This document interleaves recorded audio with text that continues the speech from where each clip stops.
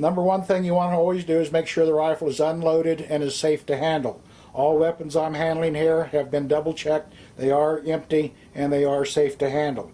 So we're going to go ahead and start by removing the rear sight from the rifle. You'll take and use a brass drift, place it in the center of the dovetail, take a little ball peen hammer and tap it until it finally comes out of the barrel. You always want to drive it from the left side out to the right side. Once you have your rear sight removed, then you want to take a screwdriver and take out the link pin retaining screw, which is the large screw at the front upper left side of the receiver. It should come out quite easily. Just be careful not to booger it up, because you want to save these parts if you decide to put it back later to its original configuration. Now you take the sack that the parts all come in. This particular rail is still in the white. It has not been anodized yet because we thought it might show up better on the video by doing this. It also comes with an attachment pack of all the screws and bolts that you'll need to put this rail on. So we'll take that out of the sack as well. Now the first thing we want to do is to take the little dovetail block out of the sack, and we'll just empty all the parts out right here. Make sure you keep them very close by so that you don't lose any of them. But you'll take the dovetail block, and this is one of the last few things that we did a little modification on this second generation.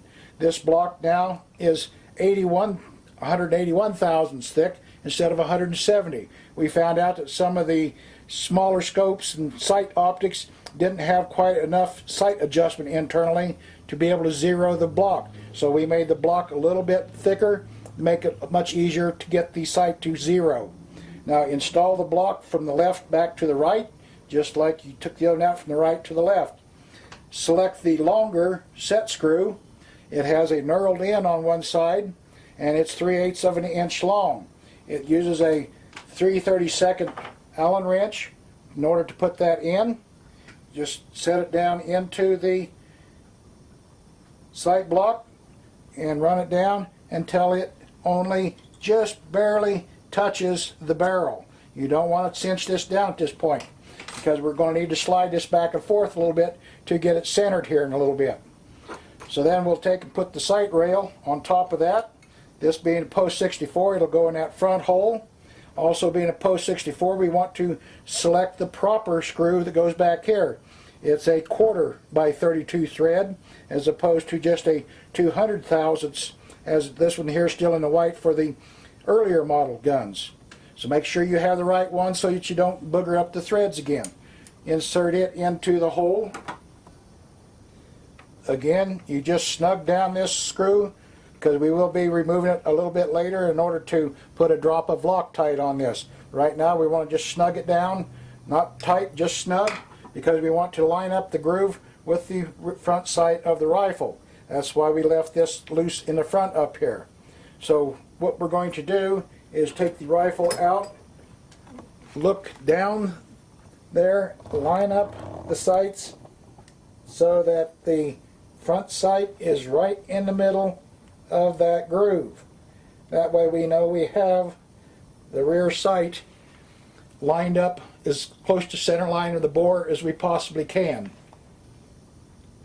Once you have determined that you have the rail as centered as you possibly can on the sights, take your set screw and back it back out a little bit.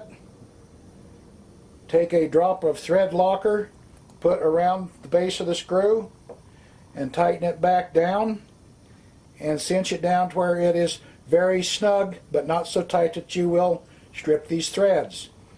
Just bring it down really good and snug right there. The same here. You would back this screw out. Now you can take the rail back off of the gun and insert the little 5/16 long set screw into the end tapped hole on the end of the rail. Now it's easier to do it with it off than trying to do it with it on the gun. Take one of the 5/16 hex nuts and put it on the screw as well. Run it down to where it's just barely a nut full of thread on there, and then we have it set where it's ready to put back on the gun.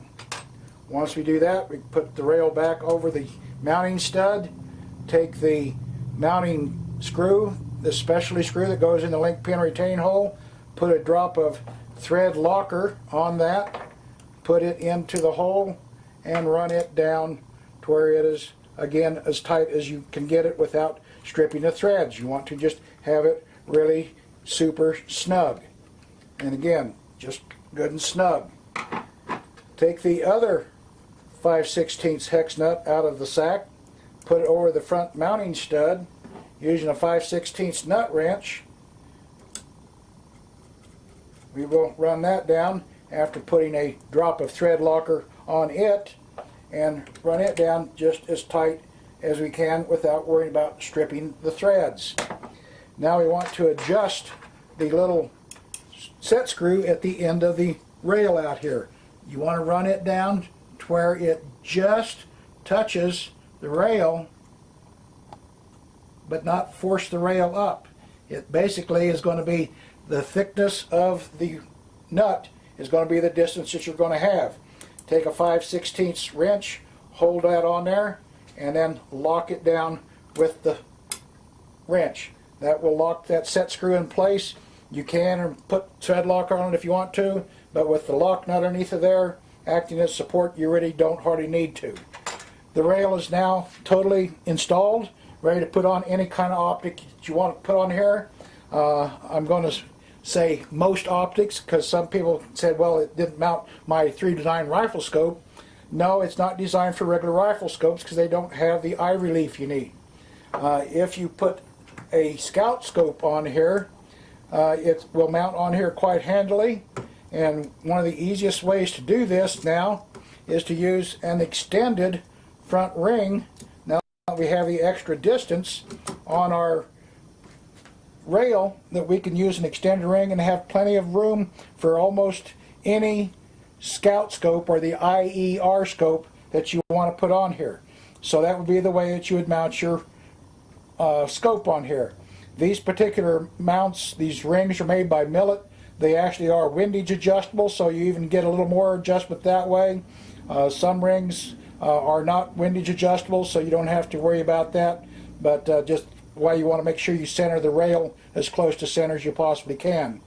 The other thing that this rail was originally really designed for was to put optics like red dots on here.